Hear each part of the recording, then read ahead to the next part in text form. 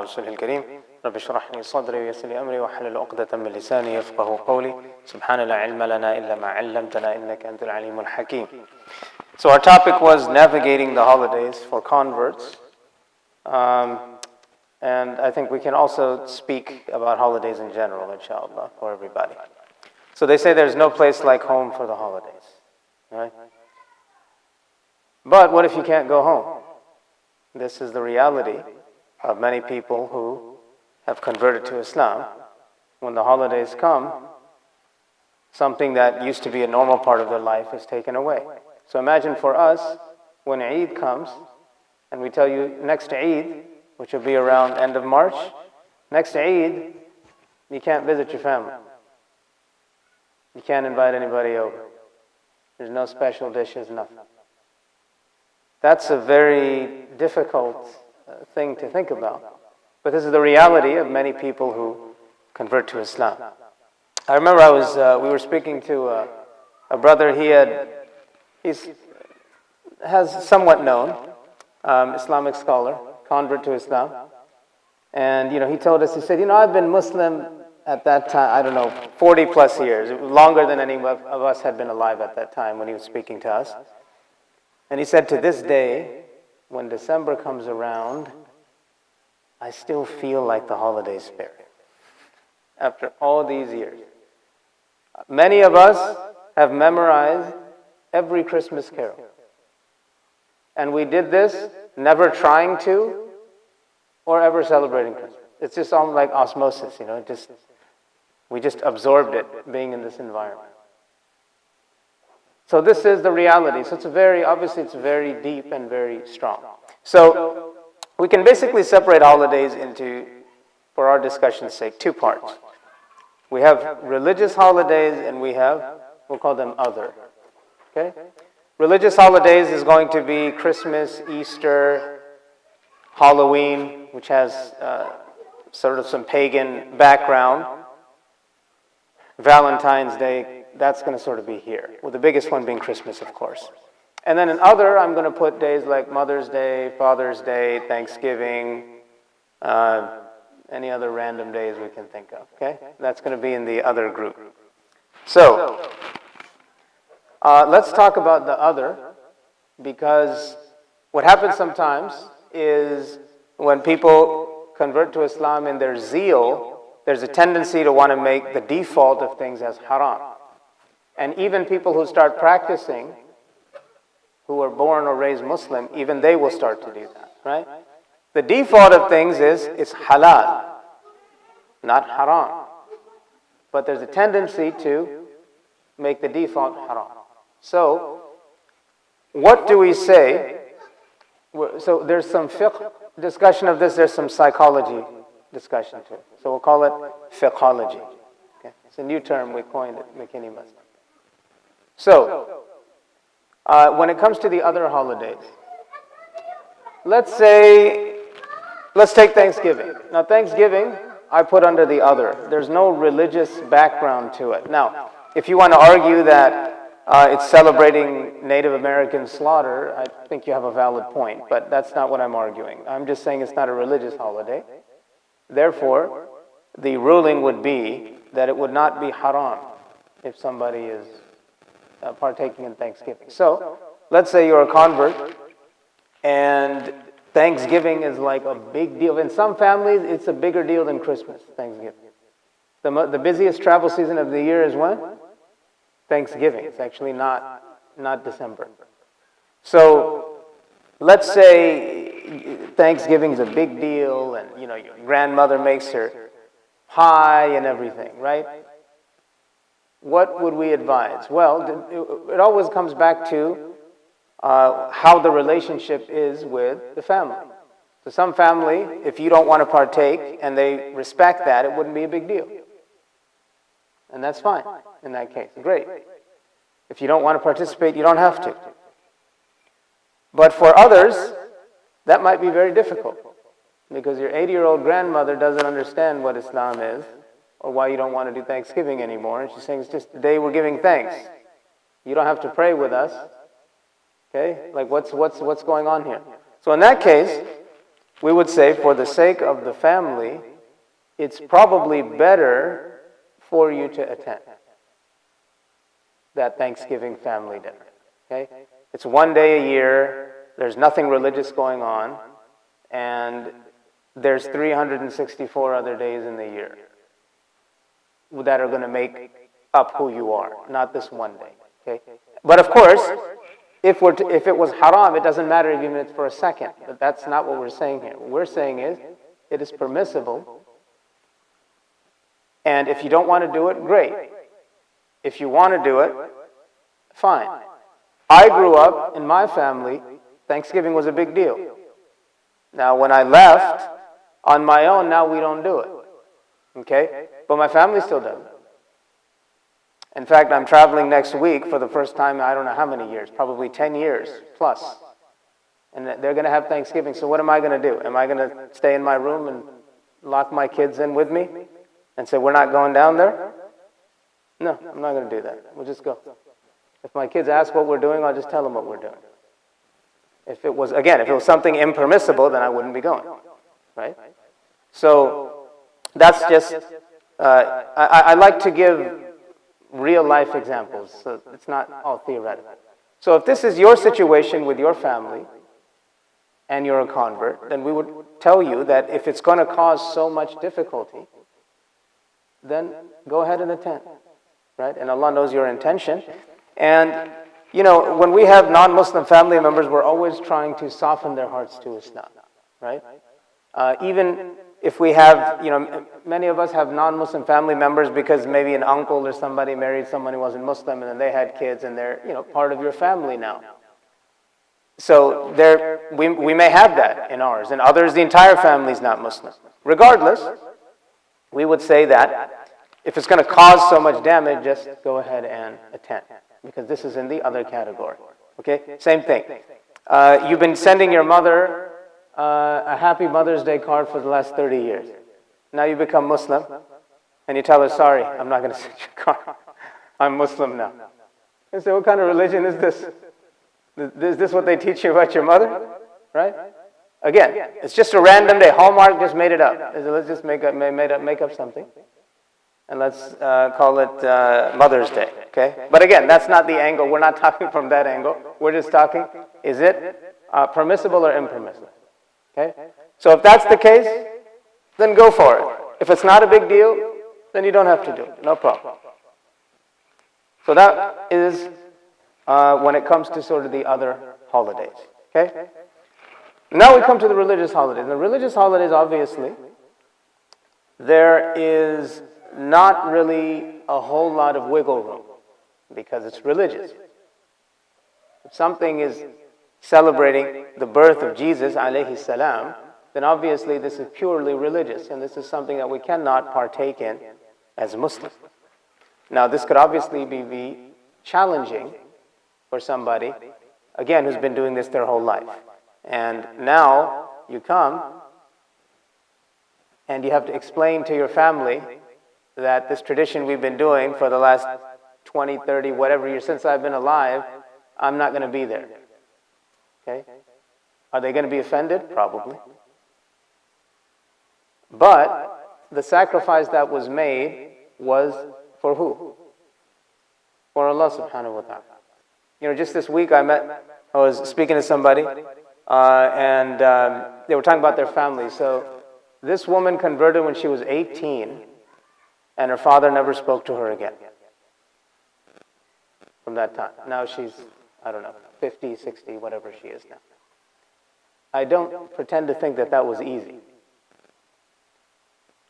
But I admire the strength of the iman to say that I am not going to leave Allah subhanahu wa ta'ala even if it's for my own father. Right? And this is basically what is being done when you're saying that I cannot, these are boundaries I have, I cannot step into it because I worship Allah subhanahu wa ta'ala and nobody else. Now, with that being said, can we still use some wisdom if it's a really sensitive issue? Yes. You don't have to go on a tirade and start criticizing and lecturing people for their beliefs in your family if you're not going to attend. Okay? It's probably hard enough for them you're not attending, and you don't need to take it a step further. There have been, there have been some, and their intention is good, but they'll tell you later. I remember one brother was saying, just when he just went over to his mother's house after he became Muslim, he was telling her, you have to wash every dish, you have to do this, and just gave her a bunch of rules. And he said, I regret it to this day. I don't think she ever, even though he's apologized or whatever, he said it was just the wrong approach. There's just no need to do that. So I would say the same in these particular situations, And then, of course, everybody knows their family best. Now, others, families will be fine. We respect your decision. We respect your beliefs. It's not always that there's conflict. And that's okay. We'll see you the weekend after. So that's okay. So it really is, it's on a spectrum and depends on how well we know the family. Now, even if the family is okay with it, there's still probably some challenges that they're facing. In fact, there are challenges that the convert is facing because now they're not with their family, right? The bottom line is they're not with their family during these days. And people, again, this is not like a small thing. Every single year, your entire life, you've had Christmas, for example. So now, there can certainly be a sense of loneliness. So what are some maybe solutions? The first thing is for the convert community to perhaps realize that many of the masajid or the organizations are not reliable to provide some sort of alternative. That's not always intentional. Sometimes, you're relying on volunteers, you don't have resources. It's just not always possible to do it. So rather than relying on the masjid, forming sort of, we have this convert group here has, mashallah, 200 people on it, right? You just need one or two to take the initiative and say, we're going to set up something around this time. Let's say, again, it's not a Christmas dinner, but let's say a week before, you say, let's just have a gathering and just have whatever. People are off, let's just have a dinner. There's not going to be exchange of gifts. There's not going to be goofy sweaters that people are wearing. There's no praying to anybody, okay? No. But it's just a time to get around understanding that normally on the 25th you are always used to being with your family, right? So one or two take the initiative and say, we're going to set that up instead of, again, relying on the masjid. The other thing is, sometimes with the masjid, if we're being honest, sometimes there's just not a realization to begin with. I remember I was visiting a masjid in Michigan one time, and I walked in and I was walking to the musalla and I looked on the door and it said, counseling center. I was very impressed. I said, mashallah, this is wonderful. And then I started asking the people there around it, and one brother told me, he said, it's not really a counseling center. It was a nice idea, but it's not active. Why isn't it active? He said, when we speak to the elders in our community, and at least they're honest, they tell us that, look, we cannot think of a masjid beyond just the musalla, the place of prayer. That's all we can think about. So we need to build it and maintain it. That's it. We don't think about counseling centers. We don't think about a youth director. We don't think about any of these. We can't process like that. So at least they're honest, right? So obviously, somebody needs to come in that does think about those things. So a lot of times the mentality is lacking. What we don't want to do is just wait for 10 years until the mentality changes. Okay? In fact, if you had asked me 10 years ago, I would have said it probably would have changed by now. I mean, it's better, but still not quite where it needs to be. So that might be a reason to not rely on the masjids. And relying sort of on ourselves to sort of have, something like that. That doesn't mean that there aren't some masjids that can do things like that. That also means actively being involved in the masjid. So, there's elections and things here. Get involved in the masjid.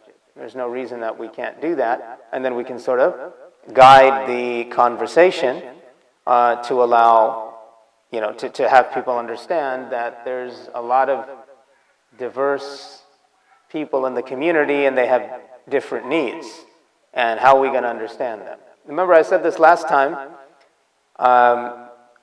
when I was at my previous center, there had never been a woman on the board. Okay? And then there was one in the youth group, I sort of pushed her to go. But the conversations were the dumbest conversations ever. So like in Ramadan, they're like, oh, the speakers don't work upstairs, the elevator's not working, the fan isn't working. And the men have absolutely no idea because they never go there. So everybody trying to manage the masjid, who's in charge of managing the entire masjid, has no idea what's happening in half of the masjid. It doesn't even make any sense. It's not about being liberal or conservative or whatever. It's just about using our brain. If you don't have somebody representing that group there, how is anybody going to know what needs to be done? If you don't have any youth involved in anything in the masjid, how are we going to know what the needs are? Right? This is the reality of what's happening. So that's why getting in those positions can help facilitate the realization that, oh, we really do need things like this. Okay?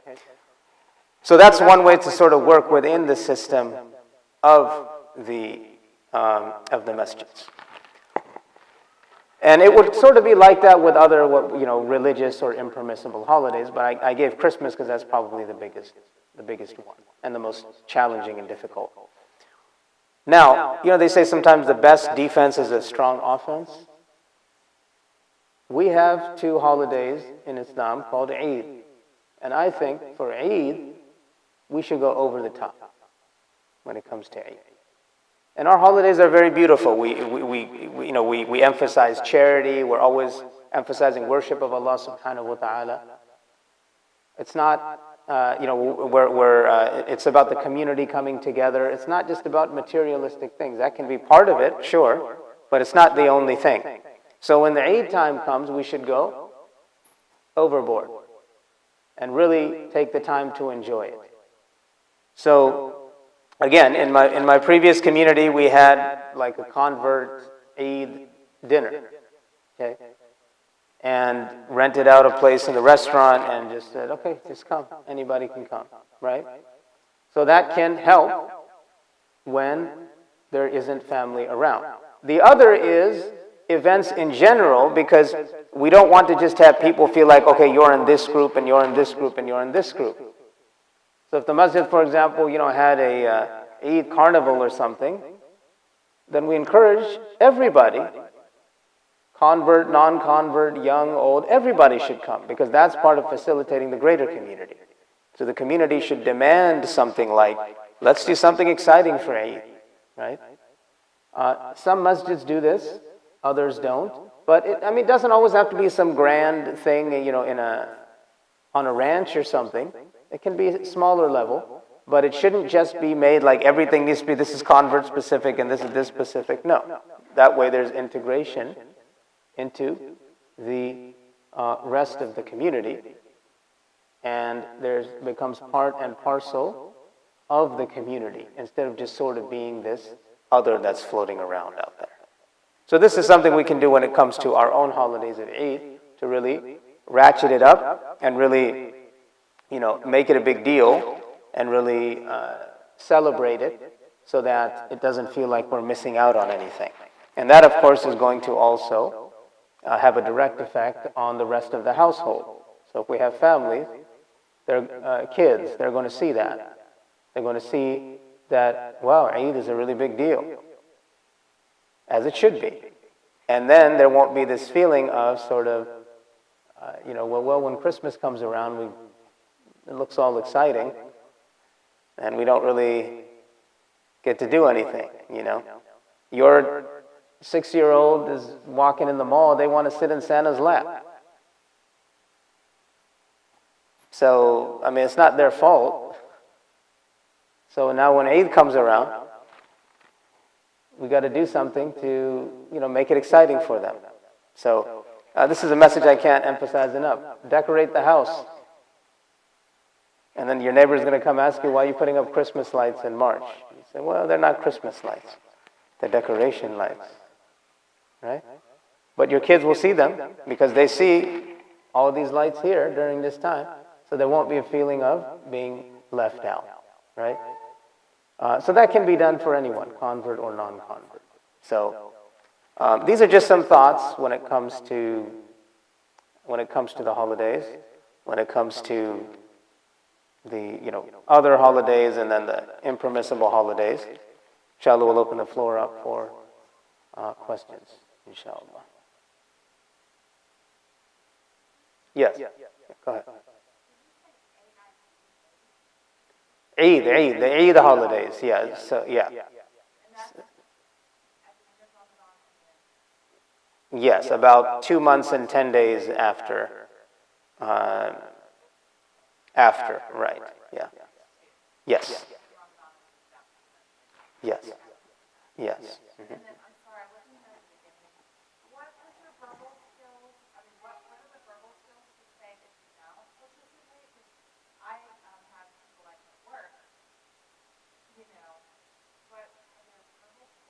Yeah, so I think when it comes to, so this is a good point, yes. Yes. So the question was, we're talking about navigating the holidays with family, what about at work and other situations? So this is a good point, Jazakallah khair. Because the question comes about, like a holiday party or something like that. So again, let's look at, is it in the category of permissible or impermissible? I've worked in corporate. I don't think there was ever anything like a Mother's Day party or a Father's Day party, right? The issue always is a Christmas party, and then they change it to a holiday party. Okay?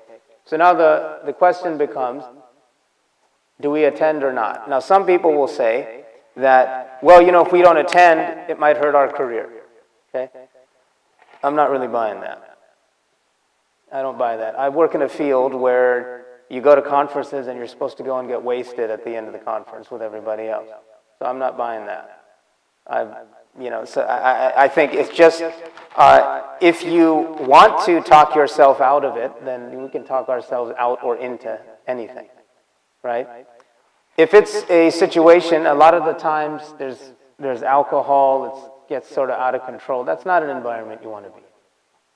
And if you're good at your job, they're not going to fire you for not. I've never heard anybody, I was fired because I didn't attend the holiday party. No, you were fired because you're not good at your job. That's why you were fired. Okay? So, as we've said, they respect you more if you're true to your values. This is a religious celebration. And, I'm sorry, but I can't participate in this. Oh, okay, no problem. How about the gift exchange? Can you do the gift exchange? No. Sorry, it's all kind of part. Oh, okay. And that's it. Nobody's gonna, nobody cares about us as much as we really think they do. Right? Our family cares about us, but our coworkers, they're not going home and think, can you believe that this guy didn't participate in the gift exchange? No. The company will, this is my favorite, when you get hired, like, we're like a family here. No, we're not. I'm here getting a paycheck, and it's helping your bottom line. This is not a family. In a family, when the going gets difficult, you don't jump ship. You come together more, and you support each other. The companies will economy's tough. And then 3 months later, come on back. It's a business transaction. So nobody is thinking about us. Nobody cares. They're going to look and say, well, this person had a great performance. Then that's why they're on here. But we're not going to terminate them because they didn't come to the holiday party. Okay, there's nothing I've seen in various sectors that says attendance at holiday party is mandatory. Okay? So stick to your principles and be confident when you speak. This is the other thing. People, they're not very confident when they speak, like they're almost feeling guilty and apologizing. No, don't apologize. They always say, well, be who you are. Yeah, be who you are then. you don't need to be shy or timid. You don't need to be aggressive. I think that's foolish because people, I don't see any benefit in that. But just tell them, this is what we believe, and I have my boundaries, and these are my boundaries. So, and inshallah, Allah will facilitate for you, inshallah. Allahu Akbar. Yes.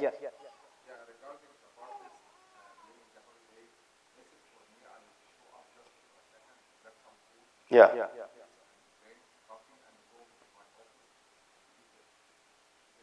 Yeah. So Brother Ayman has a good strategy for holiday parties. So first of all, we want to make sure the food is good. Okay.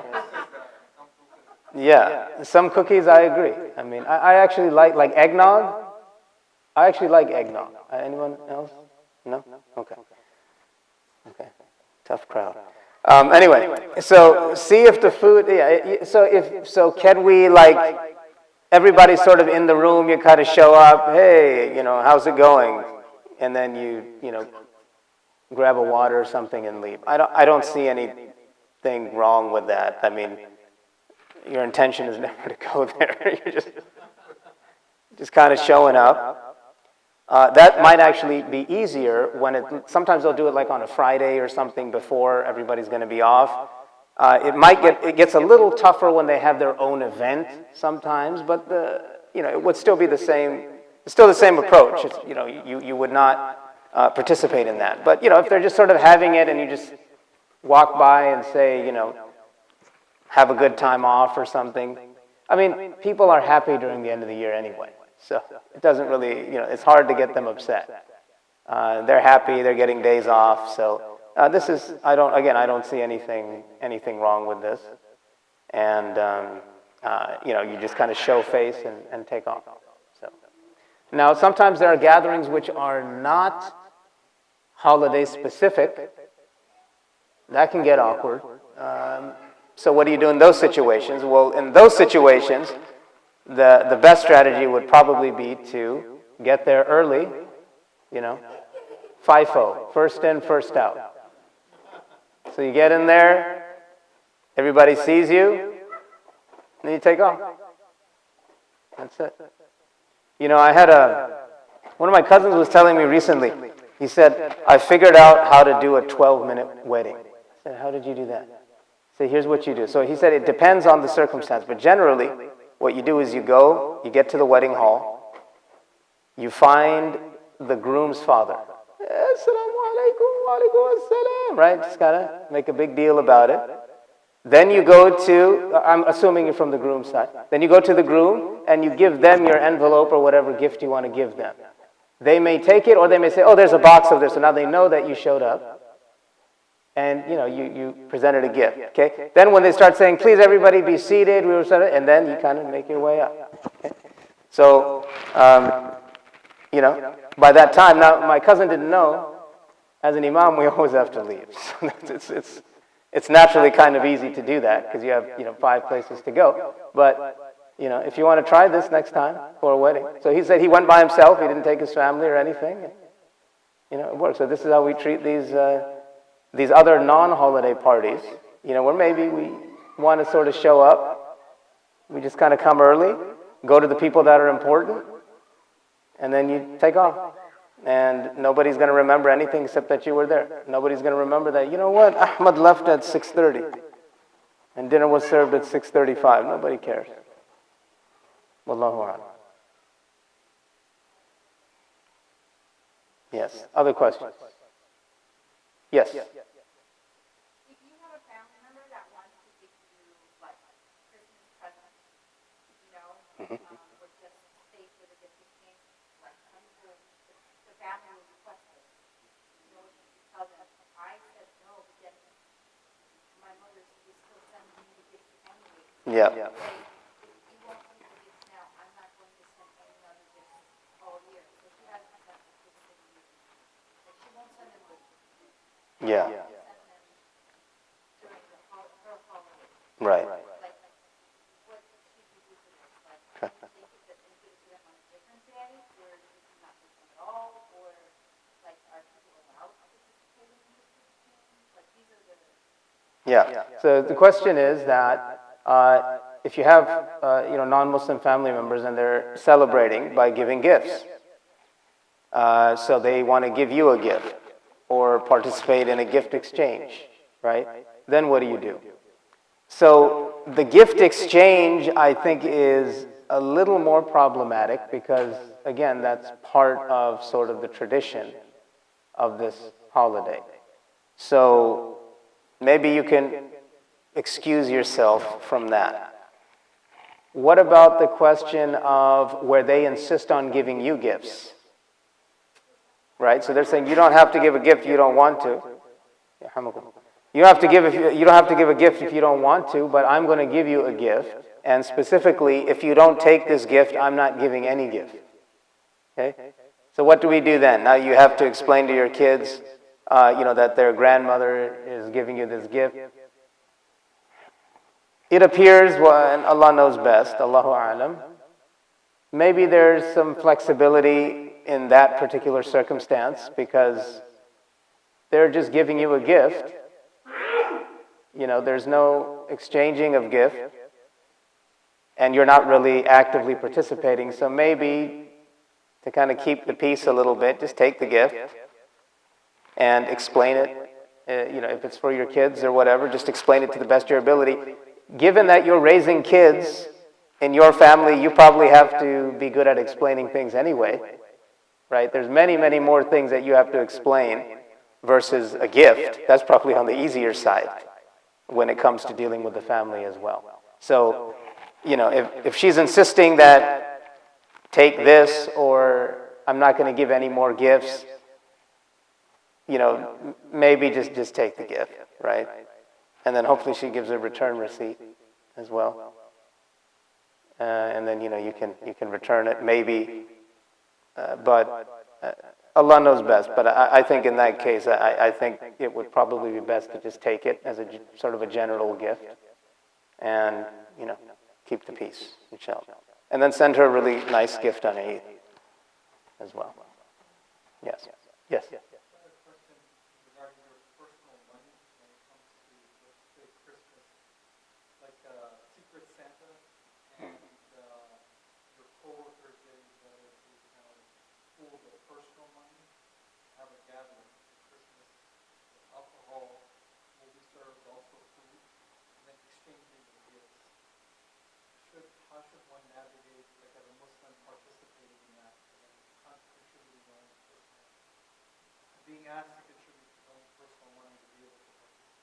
Yeah.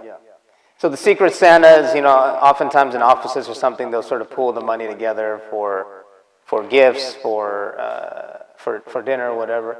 So just tell them you have secret money. It kind of stays, it doesn't participate. But this, to me, would come under, directly participating in something related to that holiday. So I think this would be one of those situations where you kind of excuse yourself. I will certainly say from experience, at times it can be a little bit awkward, but again, it's awkward for a short time and then nobody cares, right? You go home and nobody, first time, you probably do the same, like first time you get it, you kind of ignore it. You get that email, you ignore it. And then somebody sends it in like, the team, the group, like inner office thing. Yeah, exactly. And then you kind of act like you didn't see it. You quickly leave your desk or something, and then you run into somebody, they're like, hey, did you? So, you try to get out of it, but inevitably, so in that, you just, at some point, you just have to be comfortable with the uncomfortable for a little bit. But that is, I don't see how that would be permissible, because that's too direct involvement.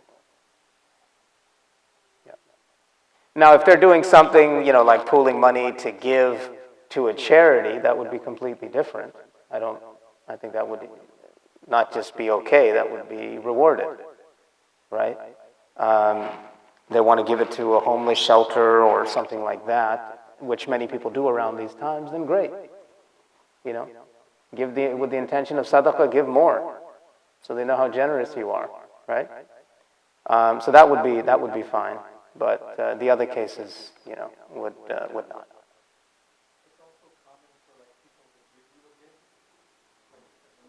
Yeah. Yeah.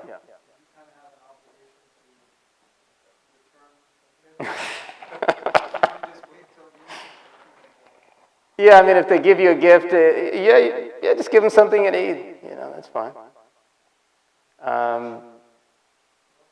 Yeah, I've generally found that if you don't participate in that, you don't really get a gift. So you must have a generous place where you work if they're still giving gifts. Yeah. Yeah. Yeah, I mean, thank you for the gift. I mean, you don't have to get them something.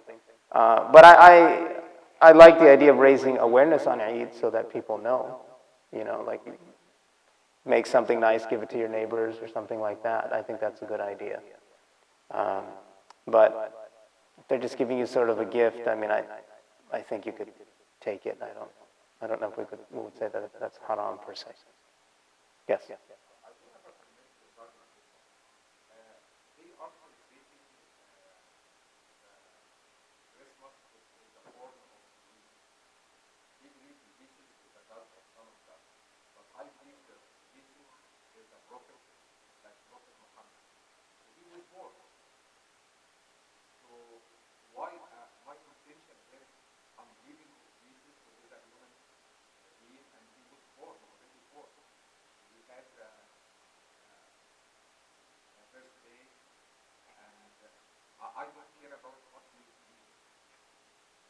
Okay. So the comment, or the philosophy is that Jesus was born, and we believe in him as a prophet. So therefore, you can take out sort of the religious part of Son of God or Trinity or anything, and just say that we're saying that he was born. So I don't think that's a strong argument, because I don't think you can separate the two. They're intertwined. Like you can't say that Christmas is just about Jesus without the religious parts associated with it. I don't think you can remove those, because they're too tied together. So that's where I see what you're trying to get to, but I don't think you can separate it with Christmas, because it's a purely religious holiday. And they're also then saying that he was born at this time, and it is a celebration of his birthday, which again is not really something we do with Isa alayhi salam. So I think it's too far of a stretch to say that. Wallahu a'lam. Other questions? What about, we have some students here. Any questions from you from the schools? You show up to school the week before and people got Santa hats on. What do you do then? Yes?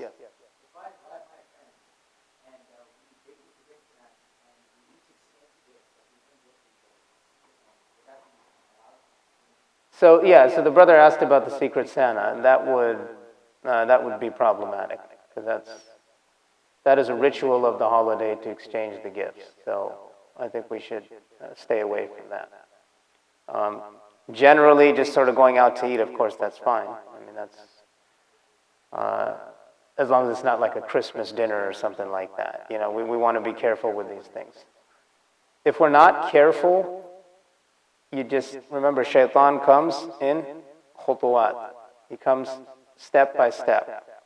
So there's things Muslims do now that I would have never imagined that they would do. There's Muslims that put Christmas trees in their home. Oh, it's just a tree. It doesn't mean anything to us. We're not going to the church, right? There was a Muslim Christmas carol. The guy's wearing a holiday sweater and everything. Millions of views. Oh, we believe in Maryam alayhi. These are the things. So we have to be. There needs to be limits. Otherwise, slowly and slowly we go, and next thing you know, there's no meaning to what we believe. There's nothing to distinguish. Yes, question.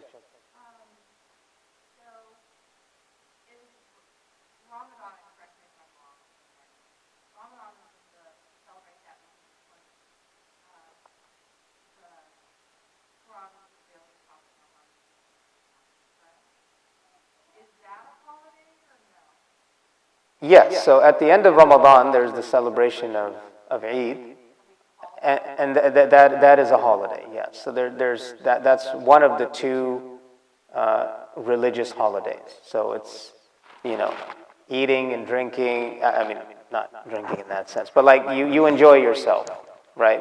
It is a holiday. But the beauty of our holidays is the focus is always on Allah subhanahu wa ta'ala. So there's worship, right? There's praising Allah. Like that's always attached to our holidays.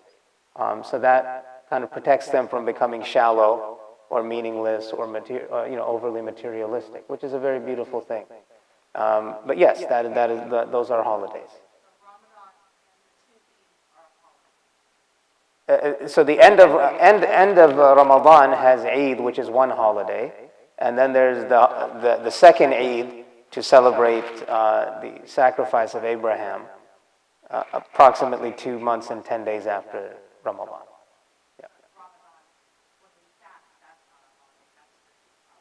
Yeah, that's just part of the rituals. Yeah, just the name of the month. Yeah. Now in spirit and reality, it does kind of seem like a holiday because everybody's gathering and everything. But it is just technically it's not just any month, but it's just another month on the calendar. But we are obligated to fast during it. Yeah. It certainly does, yes. It's very unique, and that's why when you explain it to non-Muslims, that's how I explain it. I said, "What is Ramadan like?" I say, "It's like 30 days of Christmas. That's what it's like. Where masjid is open all night, and then we're coming in the day, and we gather to break our fast. So it's a good time, and it's coming. Holiday." Sure, yeah. Sacred, it's a sacred month, for sure. Yes.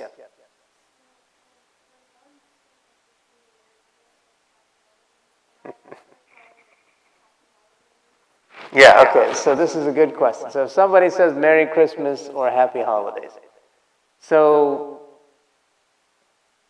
I think Happy Holidays is more neutral. Because, we all have holidays. I mean, we like November and December, don't we? Because we get a bunch of days off. We're not celebrating anything, but we get a lot of days off. So it is holiday. You are on holidays, right? Or, maybe you channel your inner Britisher, right? Because they say a holiday, right? They use that term also. So technically, you are on holiday. So Happy Holidays is more, I think that's more neutral, and I don't see a problem with it. Merry Christmas, I think, is more problematic. Some people are really hardcore that, it's haram to say Merry Christmas. I probably lean more to be cautious, to avoid saying Merry Christmas and just kind of sticking with the Happy Holidays. If somebody says have a great Thanksgiving and you say that back, I think that would be fine because Thanksgiving, again, we're putting in those other holidays. Easter, probably not going to happen that much. It's Christmas is basically what we're talking about, right? So, I think you can be sort of wise with your words and wish them, just in general, just to wish them, a happy holiday.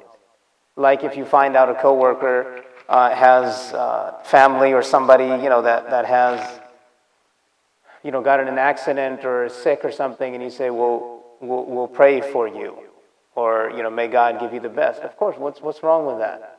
Since when are we not allowed to do that? That's perfectly fine. So it would be something like that. Allah.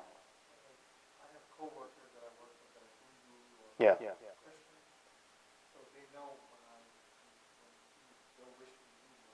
Yeah. Right. Then kind of when their holiday comes around, like Christmas, Yeah. I'm like, they remember me, so I will often just say happy holidays. Yeah. So many times, our non-Muslim coworkers, friends will like make an effort, to say like Eid Mubarak, and that's fine. But it doesn't have to be tit for tat. Like, we have boundaries, we have a sharia, we have principles that we follow. If others don't have those principles, then that's fine, but we are still bound to them. So that doesn't mean we have to be wishing people, happy Diwali or Christmas or anything, but holidays and whatnot, hope you have a good time, that's always a slick one too, right? It's all good,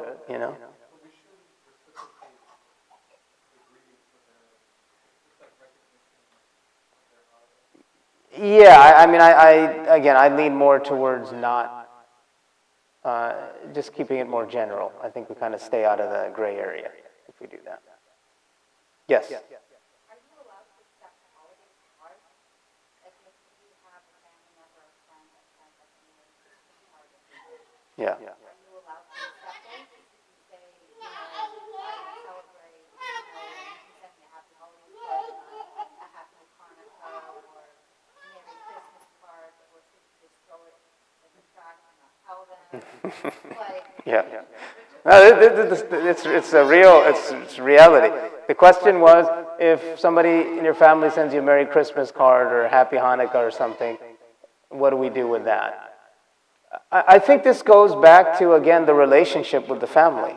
So there's some family members, if you tell them, again, it's how you deliver it, right? I appreciate the thought, but I don't celebrate this holiday, or I don't celebrate it anymore. Maybe they even forget, and then they send it again, and you remind them, and then they'll eventually stop. Okay, great. There are others that won't care what you say, and they're going to keep sending the card. So in that case, what's the big deal? Like, they're not going to come over and be like, "Where's that holiday card from 2017?" Nobody says that. When we get a card, the card is gone, right? You don't even know where it is. If they're going to insist on keep sending it, then just keep. They don't have to know. You can do whatever you want with it, right? Don't make a recording with a paper shredder. This is your card. What is? Use your head, right? But otherwise, you can toss it or whatever. They don't have to know what's happening with that card. If they don't really care to listen to what you have to say, then that would be sort of the approach to that. Do you tell them to send you a Happy Holidays card? I don't. They probably wouldn't even care at that point to even send anything. You don't have to give them instructions or whatever. So I think it just goes back to the relationship you have with that person or that family member, and then just kind of go off with that. Inshallah. Okay. Let's do one last question, inshallah. One last question.